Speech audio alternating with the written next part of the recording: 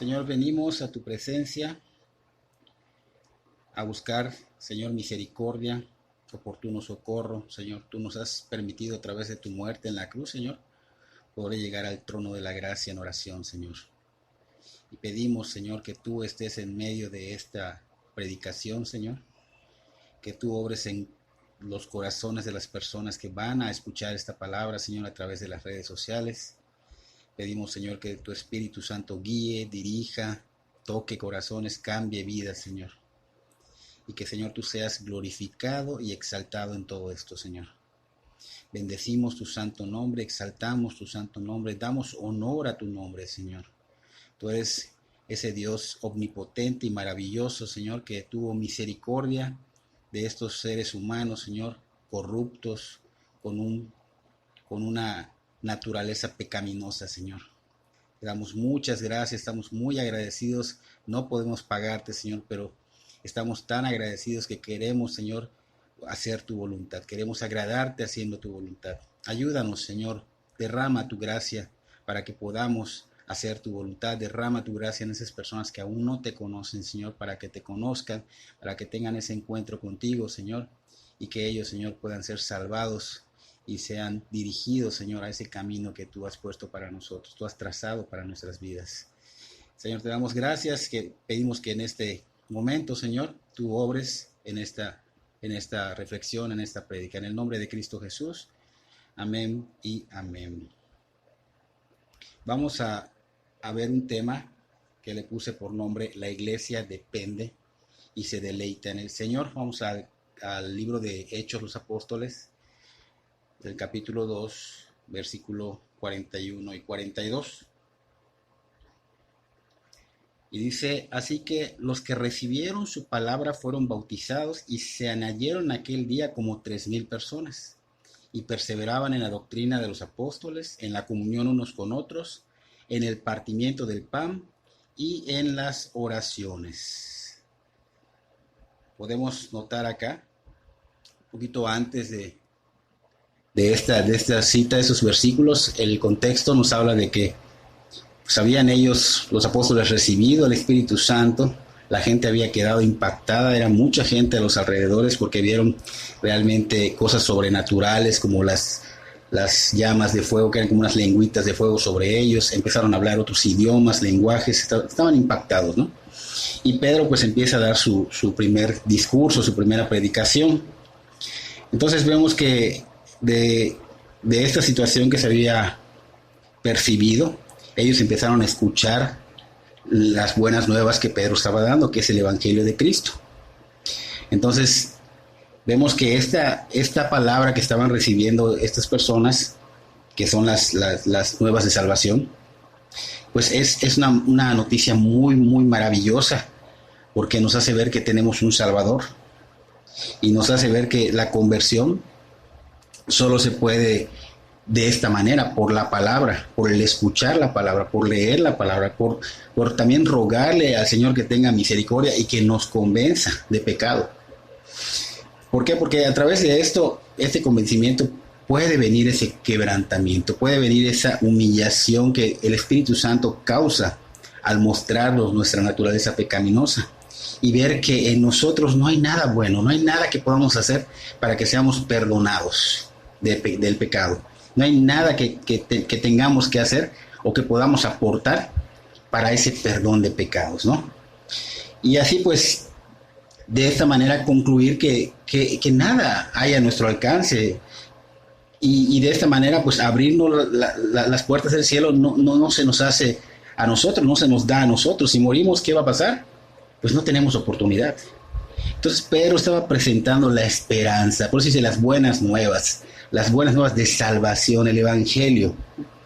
Entonces estas personas dicen que al recibir la palabra y el Espíritu Santo los quebrantó, se compugieron, dice compugir es quebrantarse, se compugieron, se arrepintieron y creyeron, y el Espíritu Santo fue derramado sobre ellos y se convirtieron a Cristo. Multitudes, dice que eran como 3,000. Pero después de esto no quedó allá.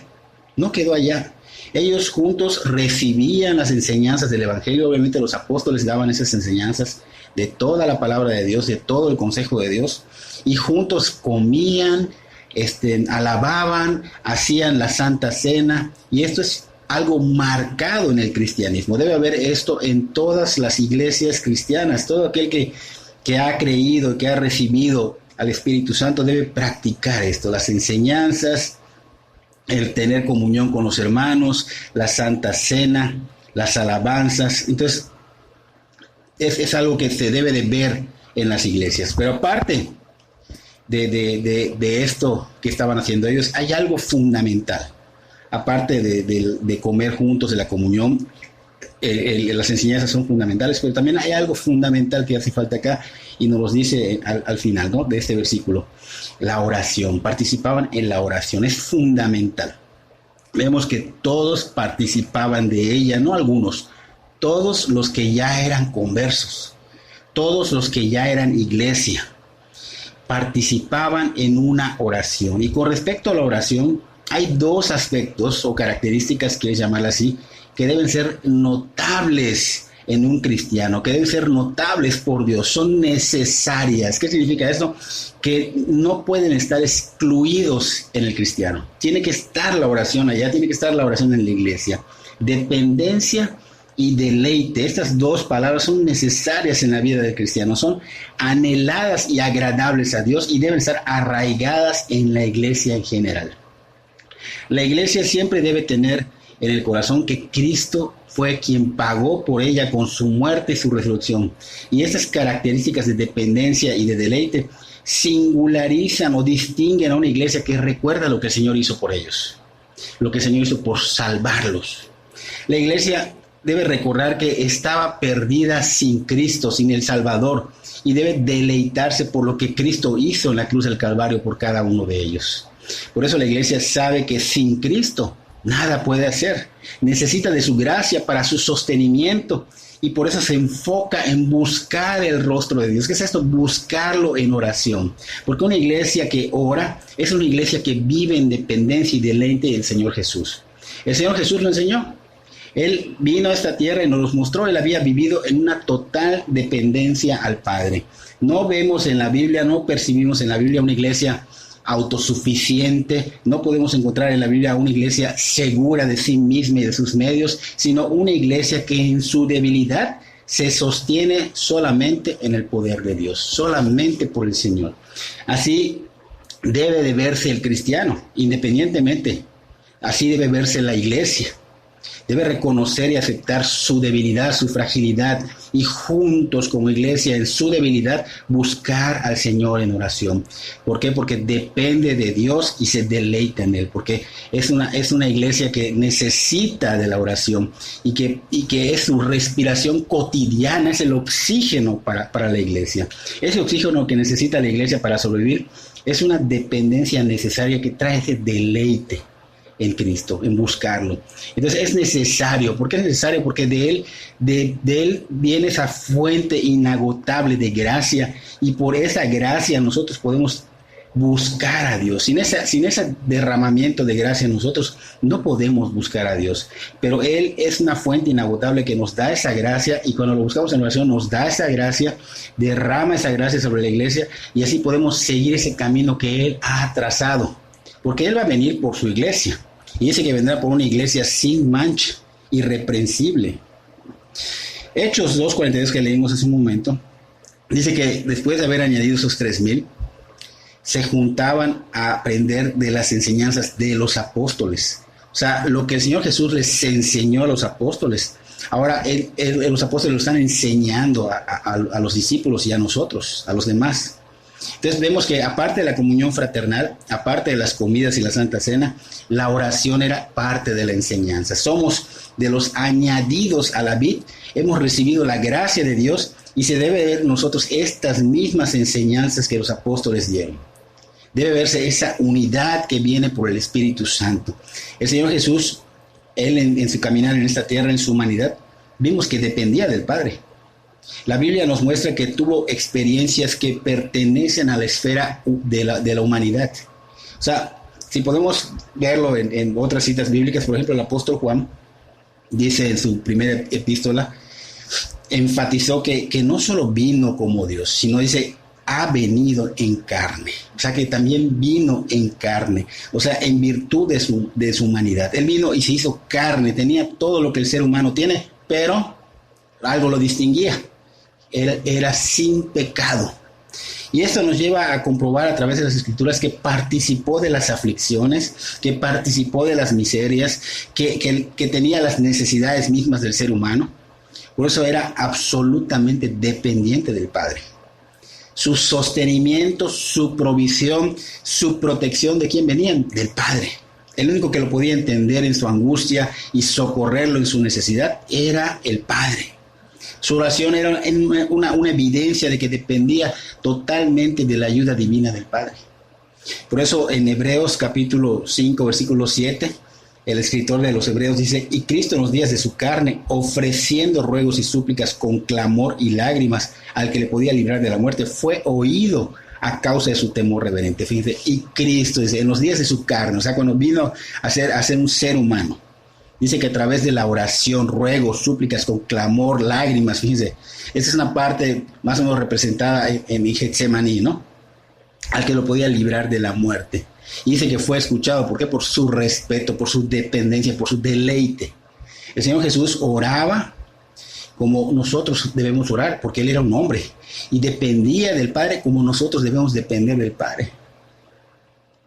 Él no quería, aparte de buscar la belleza, Él no quería perder la comunión que tenía con el Padre y que la tuvo desde la eternidad. No era una comunión que inició cuando Él vino a este mundo, era una comunión que ya había desde la eternidad.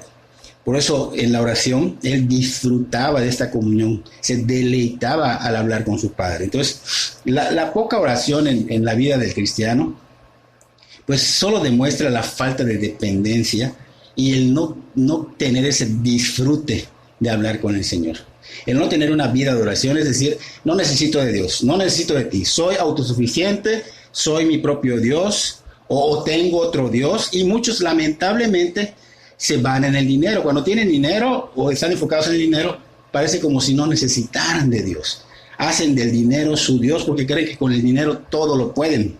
Y es algo realmente contrario a la palabra, y aparte es algo erróneo que podemos ver hoy a través de esta situación que se está presentando en este mundo. No en un lugar, no en una nación, en un país, en todo el mundo estamos viendo que aún con dinero nosotros no podemos comprar la vida, nosotros no podemos comprar el cielo, nosotros no podemos comprar la enfermedad, la sanidad, perdón. Entonces es importante que aprendamos de que dependemos de Dios. El Señor siempre enseñó a sus discípulos buscar esa oración, porque solo así se puede depender de Dios para todo. Dios en su infinita gracia nos da desde la vida hasta el techo, las habilidades o todo lo que tú tengas, que digas que es de ti, fortalece y todo eso, el Señor lo da. Es más, Él pone gracia, hace que otras personas hallen gracia en ti para cerrar negocios o ventas, para poder obtener el dinero para las necesidades. Él lo hace, Él lo logra. ¿Okay? Entonces esa gracia no nosotros la creamos, y lo más importante es que nos da la gracia para permanecer en Él. O sea, me convierto a Cristo, ya soy cristiano, me arrepentí, clamé, supliqué, rogué, el Señor tuvo misericordia, derramó el Espíritu Santo en mí, pero ahora nos da esa gracia y lo buscamos en oración para que esa gracia nos haga permanecer en Él. Y esa gracia obviamente va a ser notable en que la persona busca en la oración, depende del Señor en la oración y busca con humildad y reconoce que es la gracia lo que lo mantiene en una vida de oración, porque reconoce que nada viene de nosotros, porque la palabra ha dicho que toda buena dádiva y todo don perfecto desciende de lo alto, del Padre de las luces, el cual no hay mudanza ni sombra de variación, dice Santiago capítulo 1, versículo 17. ¿Qué quiere decir esto? Que todo lo que es bueno, todo lo que es perfecto es un regalo que desciende de Dios a nosotros. Es la gracia que está siendo derramada en nosotros para que podamos caminar en ese camino trazado. Dios nos da esa gracia cuando es nuestro Padre.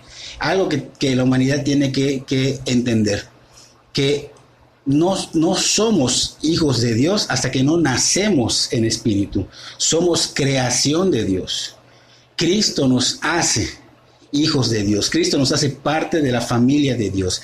Cristo hace que su Padre sea nuestro Padre cuando ya estamos convertidos a Cristo. Entonces, todo esto, bueno, cuando ya eres convertido, pues va a venir sobre el Hijo de Dios, los hijos de Dios. ¿Ok? Entonces, todo eso viene de quién, de quien creó todas las luces en los cielos. Él dice que nunca cambia. O sea, va a dar esa gracia a sus hijos, o sea, sus promesas van a ser cumplidas. Él no es inmutable, no va a cambiar, no va a variar como una sombra de movimiento, dice allá. Entonces, el Señor Jesús, pues nos está mostrando que todo esto viene de Él. Entonces necesitamos depender de Él, necesitamos buscarlo en oración, necesitamos deleitarnos en buscarlo y no perder esa comunión. Esa comunión se puede perder. O sea, el hecho de que seas cristiano no quiere decir que tengas una comunión con Dios. Puedes perder tu comunión por el pecado y por la falta de oración. Y de hecho la falta de oración es pecado. Entonces vemos que también el Señor acá enseña que sin la oración se pierde esa comunión que es importante con el Padre. Él enseñó que es importante. Él nunca la perdió, aunque haya venido a ser un ser humano. O sea, quiere decir que nosotros como seres humanos podemos mantenerla si realmente caminamos como debe ser, si realmente buscamos su rostro como debe ser. Él dice acá en Juan 17:24, era la noche antes de ser entregado por Judas, que estaba compartiendo con los discípulos en el aposento alto la Santa Cena, todo esto, ¿no? Que oró al Padre en presencia de ellos y dijo, porque me has amado desde antes de la fundación del mundo, en Juan 17:24. O sea que esto es una declaración que comprueba que aún antes del principio de la creación había entre el Padre, el Hijo y el Espíritu Santo una relación de amor, un disfrute mutuo. El Padre se gozaba con el Hijo y el Espíritu Santo Santo se gozaba con el Hijo y el Padre, el Hijo se gozaba con el Espíritu Santo y el Padre. O sea, era viceversa, se gozaban entre ellos. Por eso no es de sorprender que el Señor Jesús tomara tiempo a solas. ¿Para qué? Para buscar esa comunión, para buscar esa oración, porque a través de esa oración podía tener esa comunión. El amor que hay entre ellos fue un vínculo que no se podía disolver, fue indisoluble y ni siquiera fue interrumpido por el ministerio terrenal del Señor Jesús. O sea que aún estaba Él como hombre, siguió este vínculo. Entonces con eso podemos concluir que es necesario y urgente ser una iglesia que ora colectivamente e íntimamente, porque nosotros no somos autosuficientes ni independientes de Dios. Y si el Señor en su humanidad, el Señor Jesús en su humanidad, dependía del Padre en oración, ¿quiénes somos nosotros para no depender de Dios en oración? ¿Quiénes somos nosotros si no nos deleitamos en buscar su rostro? Seríamos malagradecidos al no buscarlo si Él nos salvó y Él es quien nos sostiene, Él es quien nos guarda, nos cuida, nos protege, nos dirige. El Señor Jesús vemos que oraba, pero aparte de que lo hacía por su dependencia, lo hacía porque disfrutaba de la comunión de su Padre, porque era sostenido y provisto por el Padre.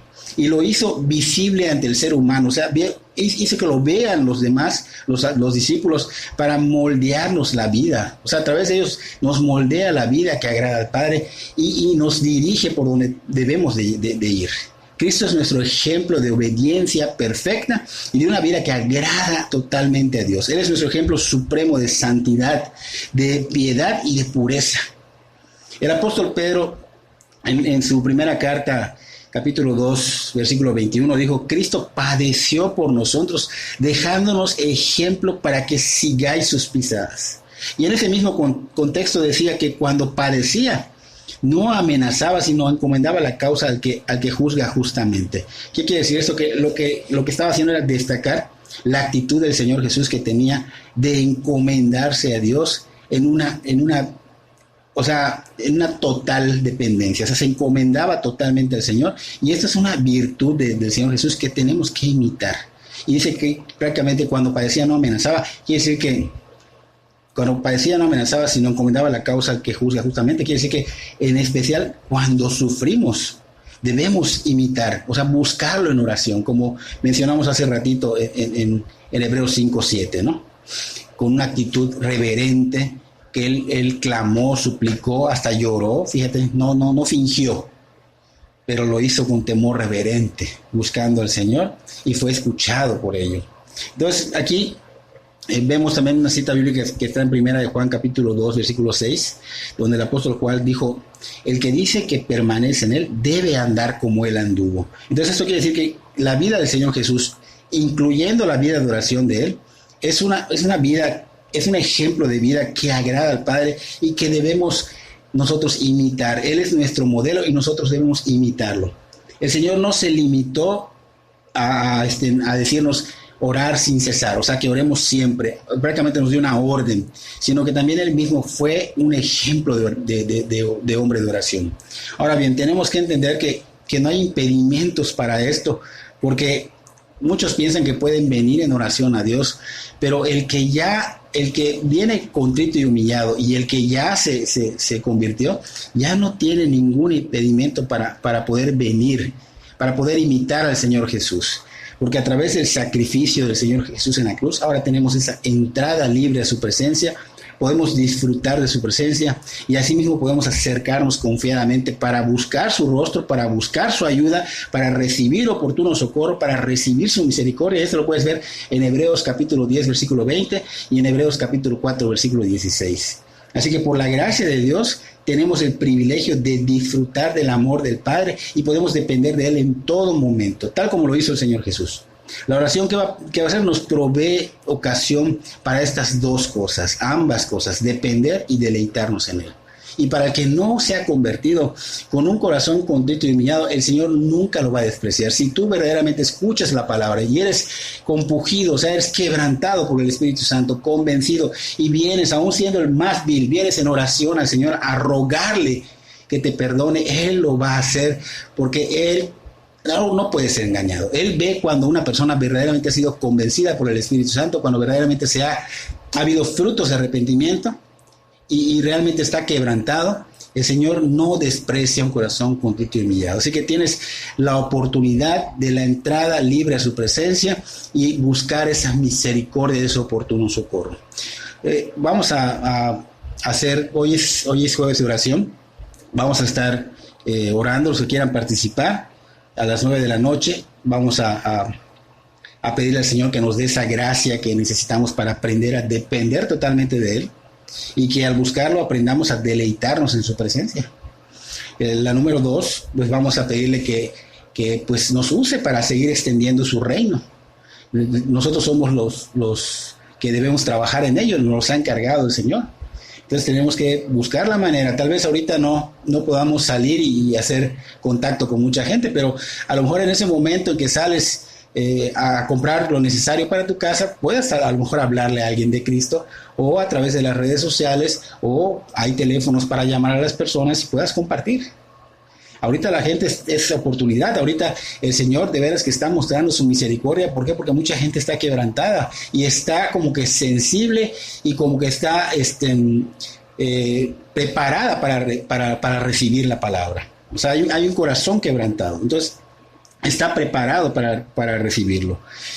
Receptivo, se puede decir así. Número 3, pues hay una persecución para nuestra familia en Cristo, donde quiera en que vaya el ser humano a compartir, el cristiano a compartir la palabra, pues casi siempre es perseguido, pero hay lugares donde los están persiguiendo muy fuerte, en el sentido de que los matan, los queman, los sacan de sus casas, los golpean, bueno, los amenazan, y pues tenemos que orar por estos hermanos que están de veras, han sido llamados a esto, y están de veras, son muy valientes. Y el Señor nos ha dicho que nos ha dado un espíritu de valentía y no de cobardía. Y bueno, ellos están obedeciendo. Y que el Señor tenga misericordia de ellos, que los guarde, los proteja y que les dé fortaleza para la obra del Señor, ¿no? 4, pues vamos a orar por esta pandemia. Todo el mundo está siendo afectado. Pero no solo también por esta pandemia. Vamos a orar también hay otros enfermos, hay otras enfermedades en todo el mundo. Pues vamos a enfocarnos en ello. 5, pues vamos a orar para que aprendamos a ser una iglesia unida, que ora, que no solo medita en las Escrituras, no solo convive, no solo hace el partimiento del pan, sino que también ora, y que la oración es poderosa, y que unidos en oración se pueden hacer muchas cosas. O sea, el Señor conoce el corazón y conoce cuando oramos de corazón, y obviamente el Señor escucha y atiende nuestras oraciones. Número